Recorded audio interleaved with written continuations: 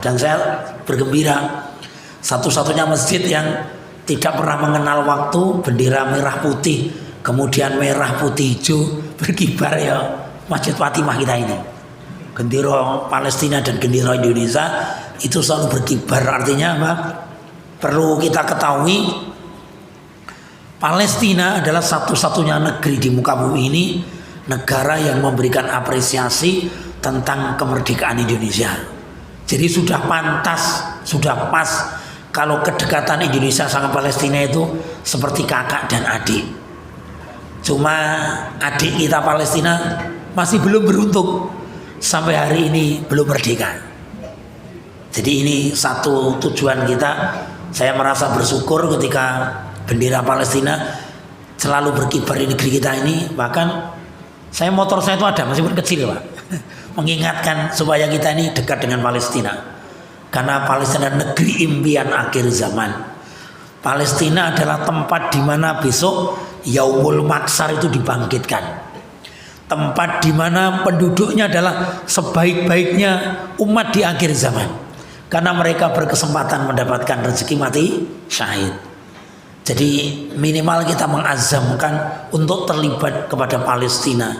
Dan tentunya Allah tidak menuntut banyak kepada kita, bahwa perjuangan Palestina adalah membutuhkan kontribusi dari setiap kaum muslimin. Sesuai dengan kemampuan kita, tentu Allah akan catat. Dan Allah akan beri jazak pahala sesuai dengan niat kita ketika ingin membangkitkan Palestina. Karena dalam pintu gerbang kemenangan kaum muslimin adalah Palestina, insya Allah. Jemaah sekalian, kita lanjutkan di pembahasan kita di kitab Madarijus Salikin. Kemarin sudah saya sampaikan ini, saya akan bahas insya Allah hari ini. Saya akan membahas nomor 1 dan 2 saja. Nanti mudah-mudahan saya bisa menyampaikan ke jenengan, karena tingkatan 1 sampai 5 itu harus diperjuangkan. Jadi kita tidak berhenti bahwa ketika kita sudah menyatakan muslim itu berhenti, enggak Pak. Ingat bahwa setan yang menjadi musuh manusia, musuh abadinya anak cucu Adam, itu tidak akan pernah ridho kalau kita ini sampai nanti ketika ajal menjemput kita menjadi muslim yang bertauhid. Maka hidayah ini harus kita upayakan, kita jemput terus sampai nanti kita pulang bertemu dengan Rabb kita Allah Subhanahu wa taala, mendapatkan puncak kebahagiaan, yaitu masuk surganya Allah Subhanahu wa taala. Dan tentunya akses kita hari ini di dunia, karena kita ini makhluk di dunia, yuk amal kita di dunia. Nanti kita akan mati kembali kepada Allah, kita persiapkan bekal menuju akhiratnya Allah Subhanahu wa taala, yaitu surganya Allah Subhanahu wa taala. Bapak sekalian, ketika berbicara tentang ihdinas siratal mustaqim, ya Allah, tunjukkanlah kepada kami hidayahmu sehingga aku ini lurus menapaki jalan hidupku. Inilah terjemahan singkat yang tidak pernah kita lupakan di ayat yang ke-6 ya Pak. Ihdinas siratal mustaqim. Ya Allah, tunjukilah diriku supaya aku mendapatkan hidayah sampai nanti aku berpulang kepadamu. Bapak sekalian, kita awali dulu yang pertama. Yang pertama, Allah beri kesempatan kepada siapapun ciptaan Allah yang namanya manusia, yang disebut dengan hidayah fitrah, atau dalam bahasa makhluk selain manusia namanya ilham. Apa itu ilham Bapak Ibu sekalian? Para ulama bersepakat, tafsir Ibnu Katsir mengatakan ilham bermakna sesuatu yang akan muncul dalam diri seseorang.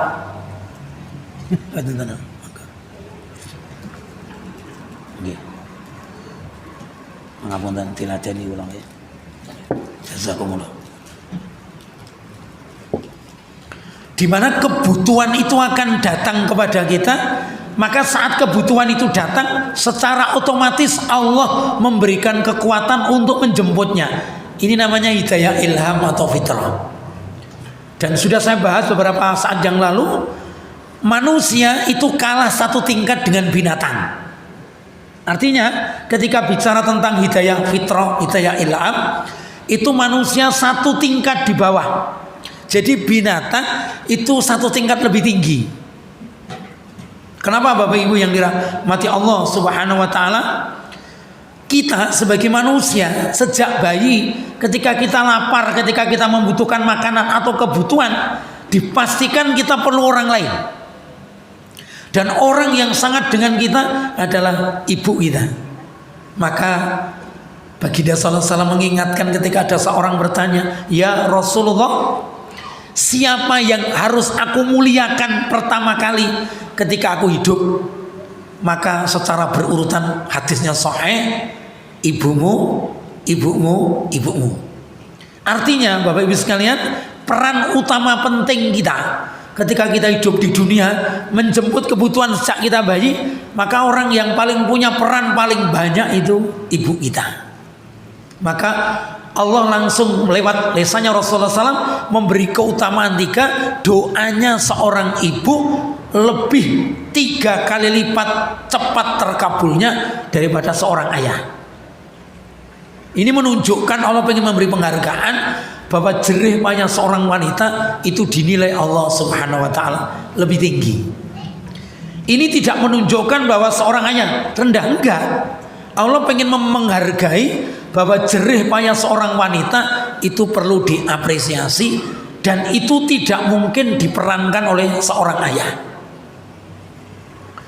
Bapak Ibu yang dirahmati Allah Subhanahu wa taala, maka kalimat tauhid yang masyhur di surat yang ke-17 surat Al-A'raf, Allah langsung menegaskan ketika kita ingin mengingatkan ilham fitrah kita dari Allah, maka Allah ingatkan langsung dalam surat Al-A'raf surat yang ke-17 ayat 56. Allah berfirman, "Wa qada rabbuka alla ta'budu illa iyyah wa bil walidaini ihsana." Jadi Allah ingin tegaskan langsung hidayah ilham fitrah ini. Allah sebutkan langsung, wa qada rabbuka, aku telah pastikan, aku telah wajibkan. Kalimat yang ketiga, dan telah aku tetapkan. Bapak Ibu yang dirahmati Allah Subhanahu wa taala, ketika kalimat ketiga itu Allah tetapkan, maka seorang hamba manusia mau tidak mau, senang atau tidak, terpaksa atau tidak, dia harus menyembah Allah jika dia ingin kembali sebagai hamba yang mulia. Jika ada manusia dia tidak menyembah Allah, dipastikan matinya dia tidak akan mulia. Matinya pasti tidak lebih dari binatang. Bahkan hadirnya di muka bumi ini tidak akan dinilai. Maka jelas luar biasa jemaah sekalian.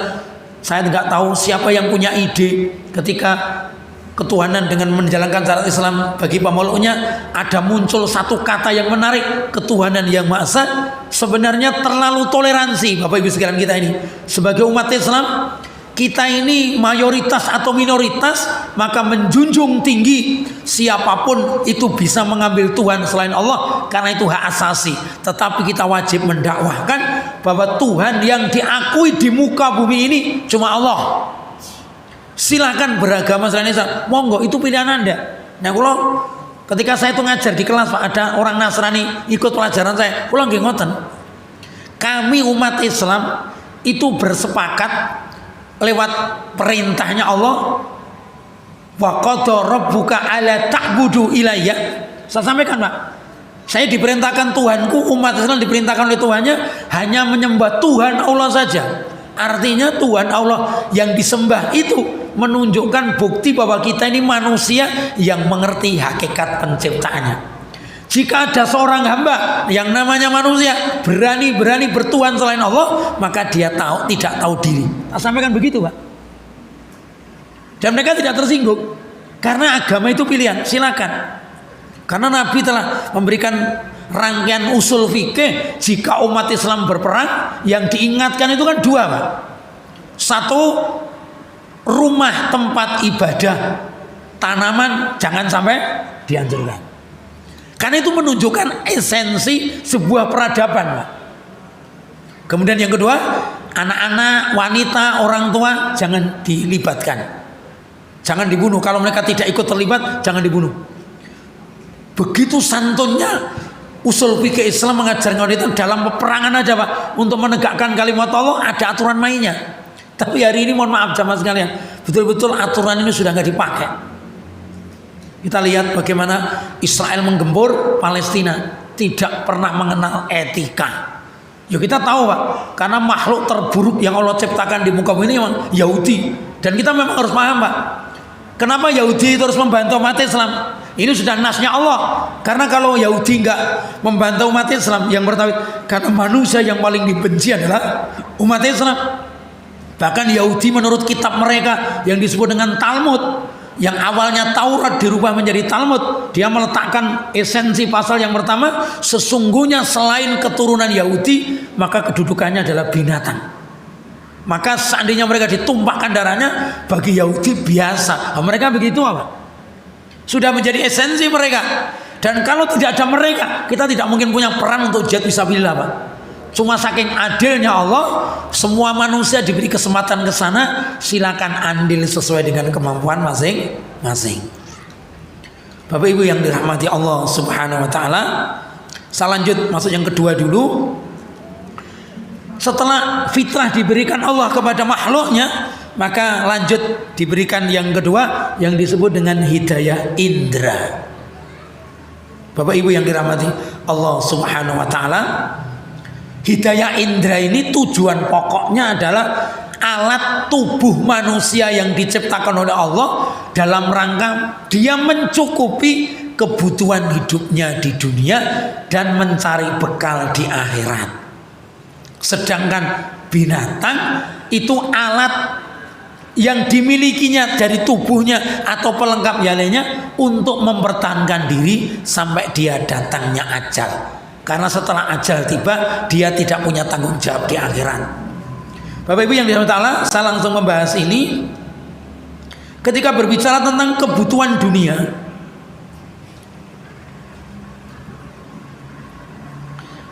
rangkaian kehidupan yang mesti dijalani mereka hidup ini betul-betul harus menggunakan syariatnya Allah Subhanahu wa taala. Kita sekarang hidup di dunia, dan di dunia itu sudah diingatkan. Ini potongan ayat yang saya tuliskan dari surat Al-Hadid. Allah ingin umumkan dulu kepada kita sekalian, kita bangsa manusia, kita punya kaki, kita punya tangan, kita punya pikiran di otak kita, mata kita, telinga kita, hidung kita. Dari alat yang diciptakan Allah kepada manusia itu dimintakan oleh Allah supaya dia hidup nyaman di dunia. Jadi kaki kita, tangan kita, kepintaran kita, semuanya supaya kita dengan alat itu kita bisa merasakan nyaman hidup di dunia. Dunia itu gambarannya seperti surat Al-Hadid ini. I'lamu, ketahuilah. Nah, bahasa saya proklamasikan a'namul hayatad dunya, bahwa manusia ketika hidup di dunia ini laibun, yaitu main-main, walahbun, sesuatu yang pasti melalaikan, wazinatun, bahasa sana zina itu maknanya perhiasan yang jika dipakai manusia orang akan takjub. Betul Pak? Orang pakai mobil itu kan takjub, indah penak ya. Apalagi naik mobil Saroni yang nilainya kan orang begitu Pak. Jadi wazinatun, kalimat ini itu, maka ternyata Bapak Ibu sekalian, hampir manusia yang tersesat jalan itu yang nomor 3 ini Pak, perhiasan. Karena dengan perhiasan itu, apa yang menjadi kelemahannya, apa yang menjadi kekurangannya, tertutupinya. Dan hebatnya Pak, perhiasan di dunia ini yang sangat dicari manusia cuma 2 Pak, harta dan kuasa. Jadi ternyata perhiasan di dunia yang akan menjadikan orang naik, orang menjadikan dia takjub, bahkan orang menjadikan hormat, jenengan bersa Pak. Di kampung kami mungkin jenengan nggih padha sama Pak. Jadi ketika orang ini berhias dengan dunia, yaitu harta dan kekuasaan, maka di mana dia tinggal pasti dia mendapat kehormatan. Saya tuh ngamati, Pak. Wong mantu niku langgar sing jejer ngarep ngoten niku, sing kon foto, ini ora pamong ya wong di duit, Pak. Jadi wong pamong, wong di jabatan, wong di duit. Liya-liyane iki wis blas kon foto ora Pak nggih. Sing kon foto, mlane kan kalimatnya foto pinile. Oh, coba Pak. Foto pinile. Foto pakurmatan. Coba Pak. Itu yang pertama kali naik kampung Pak yo. Pamong niku nomor 1 Pak. Pamong setelah pamong sing diketok di sawang. Nah, di sawang niku biasanya Pak, wong di jabatan ora pamong, mungkin anggota DPRD, mungkin nomor niku masuk Pak, masuk kategori. Dan nyemangapunten hampir saja manusia yang salah jalan itu ternyata hidupnya ingin supaya kekurangannya itu ditumbang. Karena Rasul mengingatkan, Pak, jika manusia itu hidupnya direpotkan mencari perhiasan dunia, dipastikan dia tidak akan siap mempersiapkan bekal akhiratnya. Nabi juga gitu, Pak. Saya lanjutkan dulu, mungkin Allah terangi. Wa tafakurun bainakum wa takasurun fil ambal wal aulad. Ternyata Pak, setelah dia menampilkan perhiasan untuk menutupi kekurangannya, setelah dia miliki, dia akan nampak bermegah-megah. Kita lihat kisahnya Fir'aun. Ketika Fir'aun itu punya bendahara namanya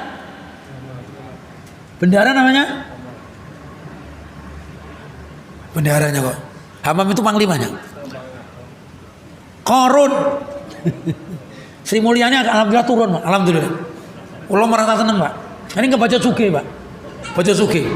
Saya kemarin dengarkan ceramahnya Ustadz Andri Kurniawan. Beliau yakin bahwa rumah di Solo itu di bawahnya bunker yang duitnya mungkin gak kehitung. Bahkan info yang disampaikan beliau, info A1 nih Pak, Ustadz Andri itu beliau cerita, memang cari di YouTube-nya beliau. Itu beliau bisa menceritakan info A1, emas batangannya punyanya mantan presiden kita itu berkontainer-kontainer Pak. Dan disimpan tidak di Indonesia. Konon negeri itu tidak tercatat. Sampai gitu Pak. Konon keren ini Pak, keren ini. Maka nanti kalau langkah-langkah ini konkret Pak, berarti keren Pak. Maka Ustadz Andri lewat mimbar ini saya sampaikan, karena beliau jarang ke sini. Mumpung ini ketemu jenengan sampaikan, kita umat Islam disuruh bersabar. Biarkan Pak Prabowo melakukan tugasnya. Biarkan. Kita mendoakan beliau sehat. Itu makanya beliau tegas. Dan hari ini ternyata orang-orang di samping beliau, alhamdulillah orang-orang yang memang titipannya Mulyono tetap masalah. Niki sedang dibersihkan pelan-pelan. Nggih. Nek langsung 5 dintek karena geng Solo kan masih 5 orang yang bercokol. Masih 5 orang. Geng Solo ini pelan-pelan dipreteli, Pak. Orang mungkin langsung dicopot, dibongkar nggak mungkin. Yang baut kono dicopot sih, ngon balik kena sama laku. Nonton dulu Pak. Karena Pak Prabowo ini memang berat terus sama, berat itu. Ya memang presiden yang pantas dan patut tahun ini ya memang Pak Prabowo. Betul Pak. Mungkin kalau Pak Anies mungkin nggak pas. Karena apa Pak? Allah memang saya baru merasakan kalau Pak Anies jadi nggak pas Pak, betul Pak. Karena kekuatan intelijen itu yang punya militer Pak. Militer. Pak Anies enggak. Kalau Pak Anies itu perombakan iya. Kalau nanti setelah Pak Prabowo mungkin itu pantas Pak, insya Allah. Tapi kalau hari ini enggak pantas. Karena apa Pak? Ternyata dibutuhkan betul ini orang-orang yang memang punya kekuasaan dan punya skill Pak. Sebodoh-bodohnya Pak Prabowo, beliau itu ya jenderal bintang tenanan Pak. Bukan bintang 7 Pak. Ini Pak Prabowo ya nyegur munggah pesawat jeglok tenan dilakoni ya Pak. Kan ngoten.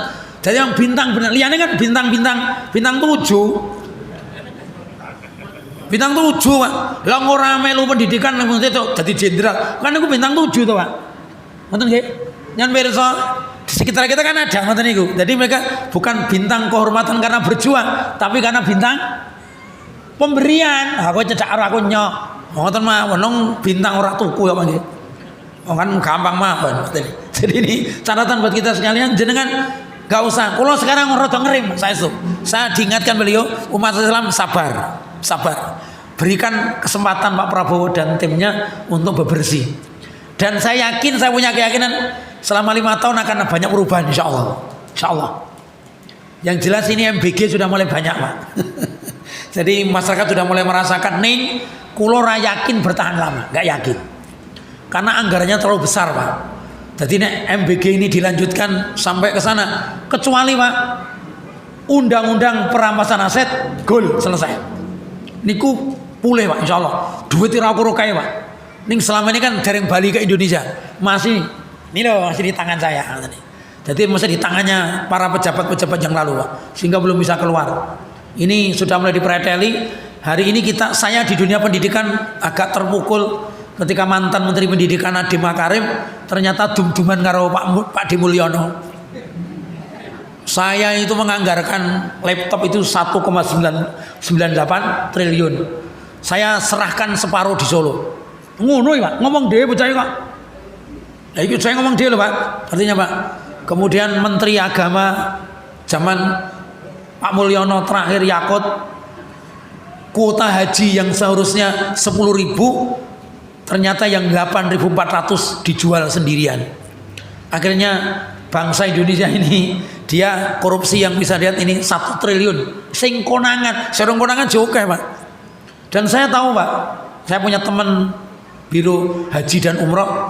Oh haji plus itu badannya rau kurukai Pak. Ada biro haji nggak ini yang hadir? Biro haji atau umroh? Nggak ada ini Pak Jamaah. Nah aja nanya jengkol tekok langsung. Waduh, mboten kalau sing kula ngerteni ngoten nggih. Karena kalau umroh itu batin ini ya sekitar 5 sampai 7 juta per orang. Ngoten nggih? Nah, ngoten niku. Ini haji plus niku ya sekitar 150 per orang. Sampai 200, Pak.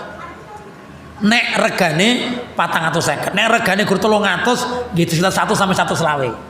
Sekitar niku Pak. Jadi nek biro haji umroh niku ngangkat ke wong loro Pak, langsung rebon tahun 2000 pinten? 2005 itu Pak, itu nih Pak. Ngangkat ke wong haji plus loro itu Pak. Zaman 2024 Pak, haji plus itu kalau sendirian 500 juta, kalau suami istri 450 juta. Berarti wong loro mangkat niku 900 juta. Itu real Pak, real. Dan itu zaman itu Raja Salman mengagendakan karena Indonesia banyak yang tidak bisa berangkat tambahi kuota 10.000 Pak. 10.000 kan pinten pesawat nih Pak. Pinten maramat. Berarti 350 poro 1000 nggih. Enggak nggih. Berarti sak pesawat 350 nggih. Mang poro 10.000 pinten? Oke teman nggih. Ha niku ora mboten iso mangkat karena Pak didol oleh Pak Yakut menjadi haji plus. Ya sudah Pak, sekian dosa dhewe. Wah, wong-wong niku kualimatnya elek banget Pak. Ketika dia diarak teng pengadilan niku elek banget Pak. Niki dereng diponi, kudune ponise niku mati niku Pak. Ana ponise cemplungke kandang macan niku kayak tunggale. Kecuali cemplungke napa niku ganti pangan singa atau patut. Ini kan mboten pelajaran Pak artinya ini. Ya nyuwun pangapunten karena hukum kita itu kan nyuwun pangapunten. Jenengan pun pirsa, hukum di Indonesia itu tajam ke bawah, tumpul ke atas. Terus niki sudah mulai muncul Pak, saya merasa senang alhamdulillah Pak. Kalau dulu zaman Pak Mulyono itu kan yang terkenal kan 9 naga. Alhamdulillah sekarang sudah mulai muncul 9 haji. Alhamdulillah. Ini sudah mulai agak ada perubahan. Monggo. Ini teman-teman kita muslim, teman-teman kita pribumi sudah mulai naik daun Pak. Alhamdulillah. Dan sudah waktunya mereka diberi kesempatan. Sudah waktunya Pak. Supaya mereka untuk membangun negeri. Contoh sing kadang-kadang nggih kula juragan bako Madura Pak nggih. Haji Her nggih. Niku jangan bayangke Pak. Itu seminggu sekali dia membangunkan rumah orang yang nggak punya rumah. Seminggu sekali Pak. Setiap 1 pekan dia membangunkan 1 rumah dan beliau sudah bangun 1000 rumah. Wih misalnya wong sugih kono kan keren ya Pak. Misalnya diciptakan pekerjaan niki toko Karanganyar misalnya dibuka amal usaha umat sing bayari wong sugih badine nggih masjid kan keren ya Pak. Iso nyambut gawe. Lah ngono iki kapan Pak? Yo kapan-kapan Pak. Tapi kalau yakin bisa Pak, bisa. Karena ini ada orang yang sudah punya prestasi luar biasa. Ternyata seorang Haji Her Itu di YouTube sudah dicantumkan betul.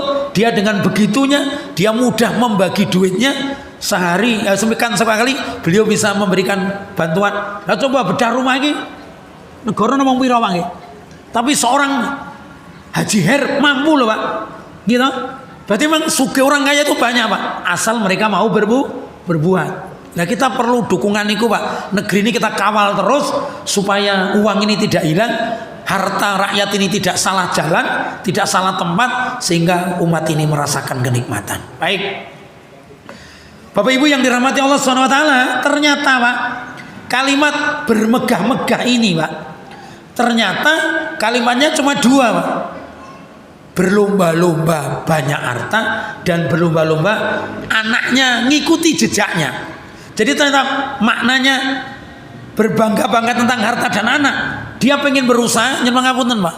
Anak-anaknya miliarder itu nyuwun ngapunten Pak. Ora pernah keringetan Pak. Wis duit Pak. Nyan pirsa. Misalnya anaknya napa niku Puan Maharani. Ora sida dadi anggota DPR, asetnya sudah 510 miliar. Urung ngene rong pirang sasi kan mangke. Hitungane bulan, Pak. Langsung punya aset sekian. Zaman Gibran niku dodol napa niku? Martabak. Asetnya ratusan miliar. Martabak apa iki martabak emas? Ya karena ada kekuasaan, Pak. Ketika ada kekuasaan memang mudah sekali, Pak. Nah, Bapak Ibu sekalian, saya ketemu penjelasan menarik yang dijelaskan para ulama salaf. Sebenarnya ketika bicara dunia, itu baru menarik Pak kalau di tengah. Sebagaimana laut itu Pak, samudra itu akan bisa menyusahkan. Samudra itu akan membahayakan bagi orang yang masuk di dalamnya ketika berada di tengah. Yang pinggir orang mungkin masalah. Jenengan lan kula iki goreng yang pinggir-pinggir Pak. Pit motor ya biasa, motor biasa. Ngono ki enggak merasakan berbahaya, Pak. Tapi kalau model kayak Saroni, montore pun pinten, Pak? Seritek, Pak, jangan pirsa. Nggih. Yang oleh PPAT dikatakan bangkrut. Jenengan lihat, Pak. Ketua Mahkamah Agung Burhanuddin sinten niku? Langsung sidak, Pak. Ternyata di dalam rumahnya, gudangnya pemilik Seritek itu puluhan mobil mewah.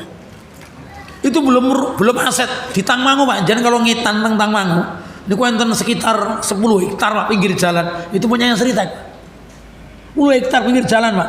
Mana di Tangmangu itu pinggir jalan Pak. Itu 1 meternya lebih dari 5 juta Pak. Saya 10 hektar pinten Pak.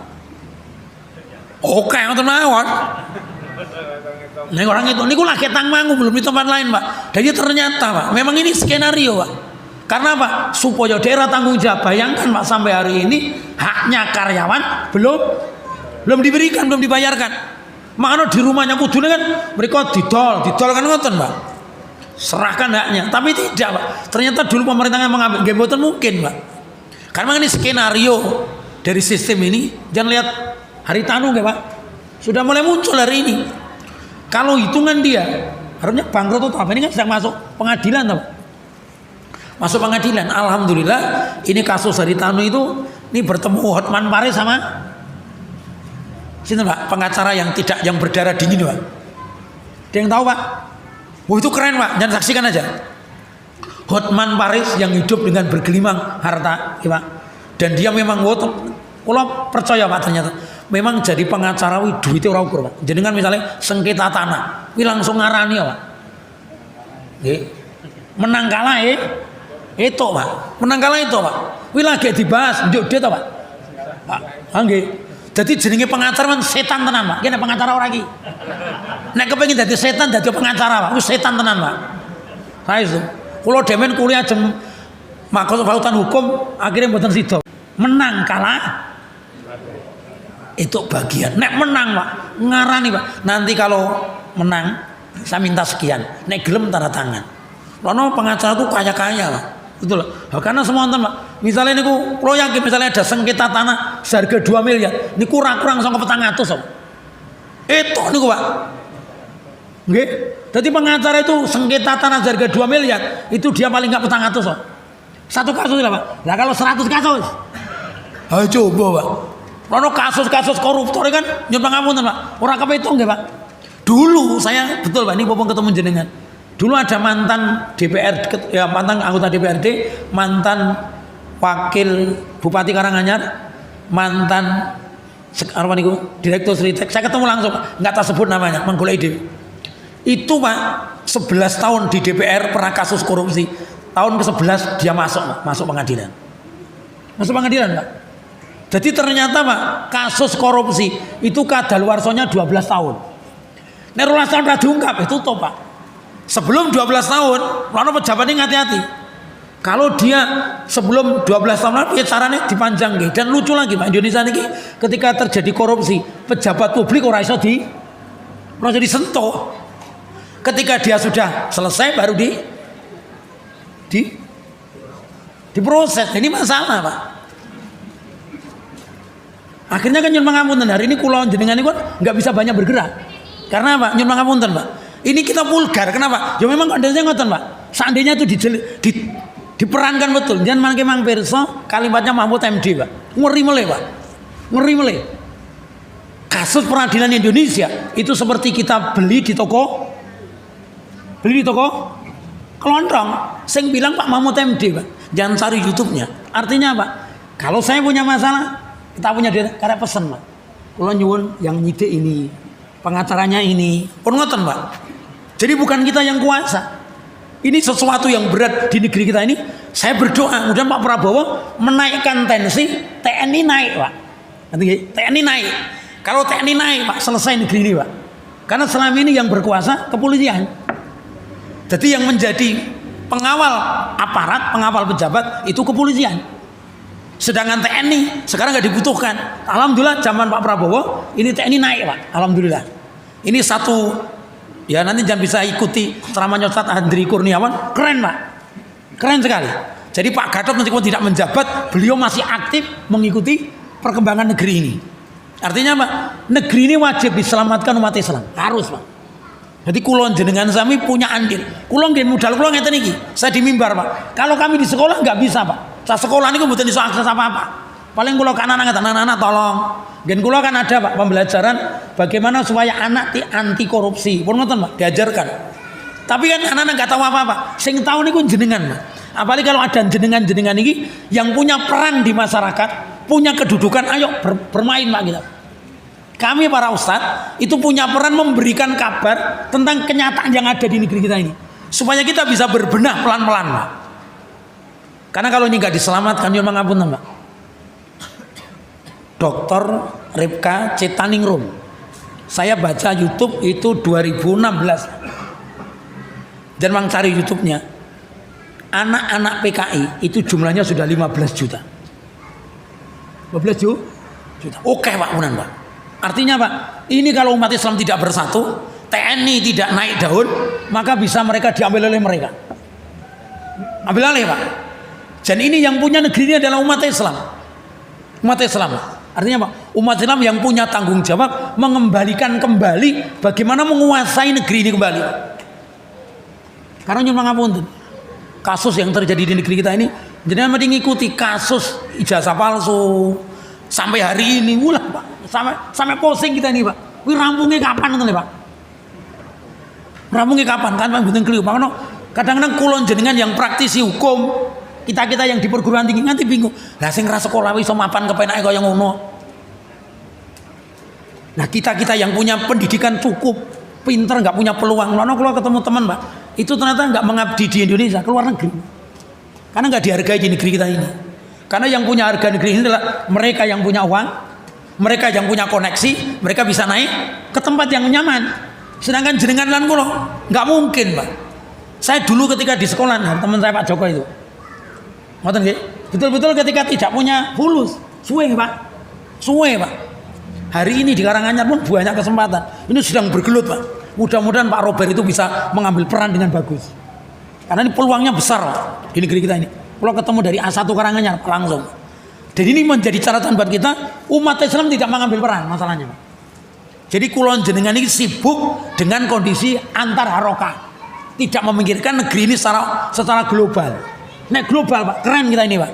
Maka lewat mimbar ini saya sampaikan ke jenengan, kita ini alhamdulillah Pak, di dunianya cuma di pinggir. Karena kalau dunia kita di tengah, Pak, maka akan semakin menarik, maka semakin tinggi jabatan seseorang, maka mereka akan tertarik, terseret kepada kubangan yang semakin dalam. Saya masuk sedikit sebentar.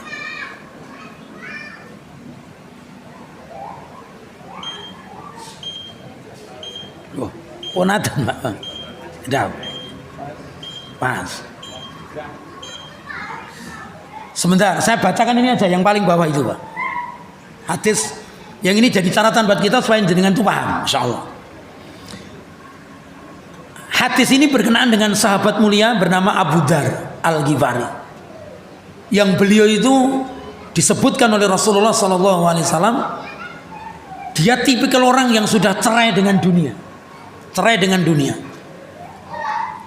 Kata Rasulullah dalam sabdanya, ya Abu Dzar, jad disabinata fa'inal ba'ra amik wa qudiyat zata kamila fa'inas safara ba'id wa qafata fil himla fa'inal aqabatu qa'ud wa aslisil amala fa'inan naqada basir. Wahai Abu Dzar, perbaharuilah kapalmu karena laut itu dalam, ambillah bekal yang cukup karena perjalananmu jauh, ringankan beban bawaanmu karena lereng bukit sulit dilalui, dan ikhlaslah beramal karena Allah Maha Teliti. Saya naik ke sini, Pak. Saya ambilkan dari kitabnya Nasihat Hasan Al-Basri tentang dunia, di dalam kitab Zamad Dunya. Kata beliau, berhati-hatilah kalian dari menyibukkan diri dengan perkara dunia. Karena ketika sudah terjun di dunia, engkau akan penuh dengan kesibukan. Barang siapa yang berani membuka salah satu pintu kesibukan, niscaya akan terbuka untuknya 10 pintu kesibukan yang lainnya, dan tidak seberapa lama kemudian. Artinya Bapak Ibu sekalian, siapa yang berani bermain-main dengan dunia, maka dia telah berada pada kubangan. 1 pintu membukakan 10 pintu, 2 pintu 20 pintu. Maka dengan kedua hal itu, maka orang yang sudah bergelimang harta, bergelimang kekuasaan, dipastikan dia tidak akan selamat. Maka beruntung Bapak Ibu sekalian, jenengan dan saya itu tidak berkubang di harta. Tidak. Tapi ingat, jika kita punya harta, pakailah untuk menjaga keselamatan kita dunia menuju akhirat. Nanti di pembahasan ini, Pak, insya Allah. Ya. Nanti kita akan kita bahas bulan depan ini berkenaan dengan nasihatnya Muhammad bin Umar An-Nawawi, supaya ketika menjalani hidup ini, pertama, kita tidak silau dengan pemilik harta, kita tidak rakus dengan pemilik kekuasaan, tapi bisa tegak menegakkan tauhid. Dunia penting, Pak, tetapi mendapatkan dunia dengan cara haram itu sesuatu yang tidak dibenarkan.